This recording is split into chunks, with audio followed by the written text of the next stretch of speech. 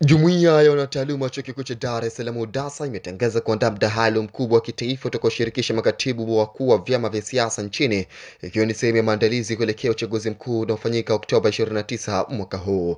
Akizungumza na waandishi wa habari jijini Dar es Salaam, mwenyekiti wa UDASA Profesa Eligidus Chumbaki alisema mdahalo huo unalenga kutoa fursa kwa wagombea wa nafasi ya urais kueleza kwa wananchi yale wanayokusudia kuyatekeleza pindi watakapopewa dhamana ya kuongoza nchi. Alibainisha kuwa mdahalo huo utakuwa jukwaa la majadiliano ya wazi na yenye tija kwa wananchi. Sisi lengo letu ni kumfanya mtu atueleze kwamba hayo uliyoyasema utayatekeleza, tuambie utayatekeleza.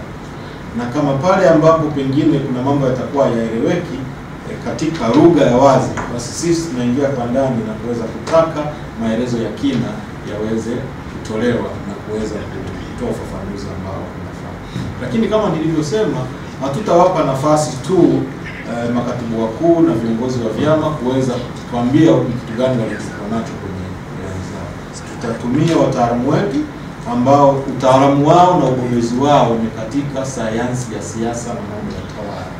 Kwa hiyo tutawatumia hao ili waweze kuhoji na kutoa maelezo zaidi juu ya kitu gani ambacho kilitakiwa kufanyika kwenye ilani zao na ni kitu gani ambacho pengine kikifanyika tunaweza kuwa na uhalisia.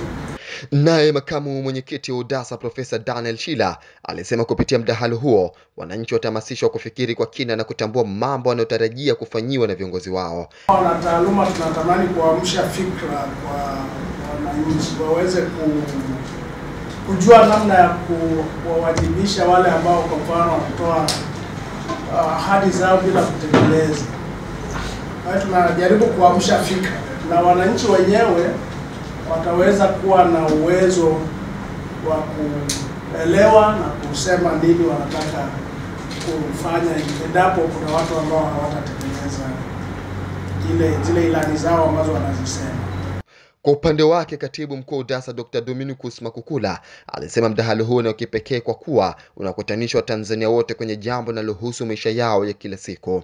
Alisisitiza kuwa ushiriki wa wananchi katika mdahalo huo ni muhimu, kwani unalenga kuwajengea uelewa mpana kuhusu nafasi ya mgombea na wajibu wa kiongozi anayechaguliwa. Na kwa kuweka mdahalo kwa namna moja au nyingine, sisi tunajaribu kukutana kama Watanzania kwenye kulielekea jambo ambalo linatuhusu sisi sote. Ukumbuke tu kwamba uchaguzi ni jambo linalopenda kutuwekea utaratibu wa kujenga maisha yetu kwa muda wa miaka mitano. Utaratibu wa kuendesha maisha yetu kwa muda wa miaka mitano ya yule tutakayempa fursa ya kutuongoza. Kwa hiyo sisi tunapofanya mdahalo tunalenga kumwezesha kila mmoja kufanya vizuri. Na sisi kama wanataaluma, ninyi mmetupa dhamana hizi. Kumbuke hiki chuo chetu kikuu, sisi kichuo cha Dar es Salaam kinaendeshwa kwa kodi zetu. Na mchango mkubwa tunaotakiwa sisi kutoa kwenu ni kuandaa watu makini na mahiri kwenye kwenda kuwahudumia umma wa Watanzania. Mdahalo huu wa kitaifa unatarajiwa kuwa chachu ya kuongeza uelewa, kuimarisha mjadala wa kisera na kukuza uwajibikaji kwa viongozi wa kisiasa, huku ukiongoza Watanzania kufanya maamuzi sahihi na yenye tija katika uchaguzi mkuu ujao.